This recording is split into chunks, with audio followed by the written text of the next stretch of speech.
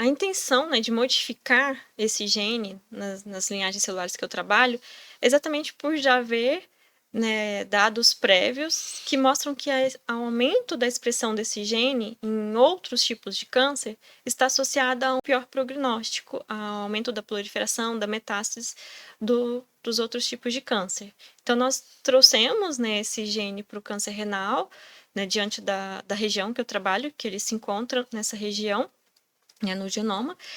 E, então, agora o meu objetivo, né, é verificar se também no câncer renal o aumento da expressão desse gene está associado a um pior prognóstico, ao aumento da proliferação das células tumorais. Então, é baseado no que já temos na literatura em relação a esse gene. Né, como em outros cânceres ele tem um prognóstico ruim, um aumento da sua expressão, como que isso acontece no câncer renal? É mais ou menos isso que eu busco entender, né, diante do meu trabalho. Por isso, essas modificações celulares. É muito interessante a gente ver, né? Porque muitas vezes a gente vê atalhos, né? Você vê um medicamento que é lançado, uma técnica cirúrgica, mas muitas vezes esse passo a passo, né, que é feito na ciência para você ter um correto diagnóstico, né, entender todo o mecanismo, até mesmo, né, embasar as futuras terapêuticas para esse tipo de câncer, né? É um caminho que a gente sabe que muitas vezes é um caminho longo, né? Mas que você tá ali embasando, né? Servindo de alicerce para outras pesquisas que vão exatamente chegar mais aí voltado na cura. Nem sempre uma pesquisa é para cura. Muitas vezes é exatamente para você entender o processo, né? E aí sim partir para cura, né? Voltando um pouquinho para a técnica de PCR, quando nós fazemos, né, e eu até comentei que ficou muito famoso aqui no caso do Covid, né, que você constata lá fragmentos do vírus, então sabe que a pessoa ela está ali contaminada, né? Se eu tive Covid ali passado 2, 3 meses, já sarei. Ainda assim eu teria partículas virais no meu organismo que o PCR poderia, já que ele trabalha com quantidades muito pequenas, identificar no meu organismo?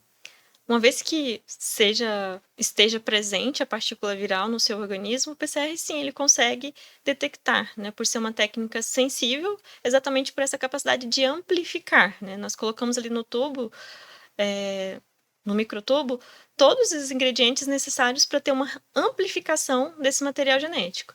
Uma vez que ele esteja presente na sua amostra, né, dentro da reação, ele vai ser amplificado e o sinal, né, vai ser detectado pelo equipamento, né, e a gente vai conseguir avaliar, sim, se, né, ainda há ou não resquícios do vírus na amostra fornecida.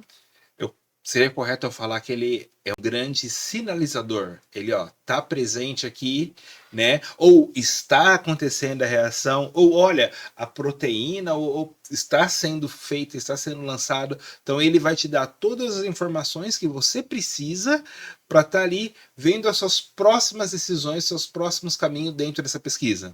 Sim, a técnica ela é bastante sensível, né? No início, até quando ela foi inventada, né, descoberta, né, das primeiras aplicações da PCR foi exatamente nesse sentido de detecção, onde se conseguiu detectar o vírus do HIV, antes mesmo do sistema imunológico mostrar, né, que havia algo de errado ali naquele organismo.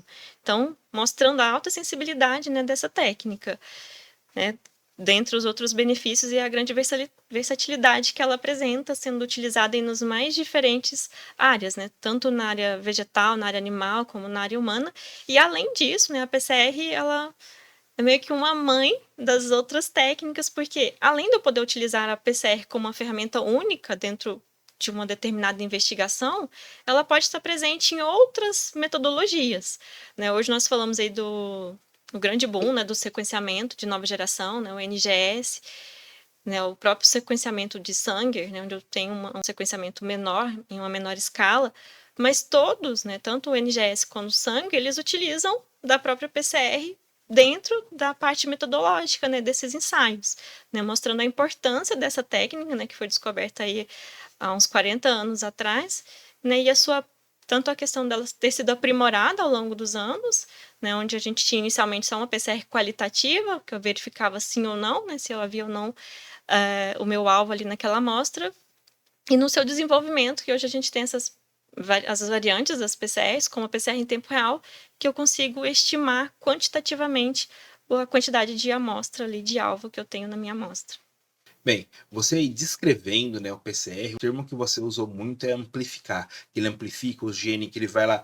Mas o que, que seria para um leigo, né? Esse amplificar é uma super lupa, ela faz o gene crescendo, crescendo e ficar do tamanho de um pincher para você poder visualizar. O que, que vem a ser exatamente isso? Vamos lá, quando nós falamos de amplificação numa técnica de PCR, nós estamos falando em aumento do número de cópias. Vamos supor que nós temos uma amostra que tem uma única cópia da nossa região-alvo.